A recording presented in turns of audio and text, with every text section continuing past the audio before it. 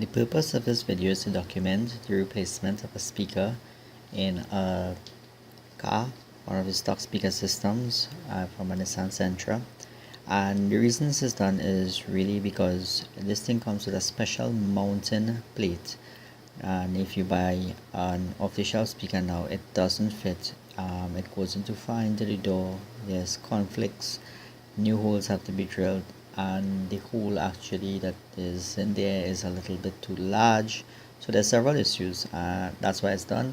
As the clips are shown, as with almost every other video I do, it's multiple clips taken along the way, so it's fairly disjointed, but it does show the process, what was done. And I guess a similar process could be used for most other speaker replacements, stock speaker replacements from other cars. I mean, it'll vary depending on what vehicle you're using and how the actual original mount was made, but generally I think this would be a pretty good example of how you would do something like this.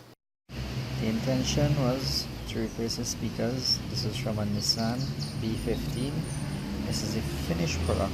After putting in and installing, we'll go back in now and have a look at what is involved in making this happen. Original speaker installed in the door. This one's working, but I'm going to replace both. Now seal still intact. That's why it's sticking with the screwdriver not coming out. And problem diagnosis: cone separated, so only the center cone moves, hence very low volume. What's needed? Really a Dremel, a proper safety goggles, not the glasses, it comes below that, and well, of course the speaker. Shell cut, speaker is free, of course. It's still held on the sides here, like that, so that has to be scraped off. Move adjacent to each other. Of course, some cleaning up is required. Look at this. As I mentioned, the coil was never attached to the cone anymore, therefore volume very low. You see, there's a double lip. This is where the speaker came out from. This is where the other one should rest. These two lips have to be removed. Easiest way is to break it off with the pliers and then file it flush. Shell broken out tops, as you can see, very rough. Some sanding is in order. File flat, we're good to go now. Okay, leads, put opposite leads on that. As you could see, there's an overlap. Can't screw here, so I have to screw in these holes.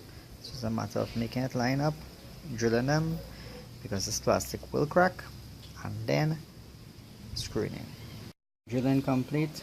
If you notice, 2 screws put there just to hold them. Make sure the other 2 don't move. Now let's take it out, dust it out, put in these little clips that come, and screw the whole thing up.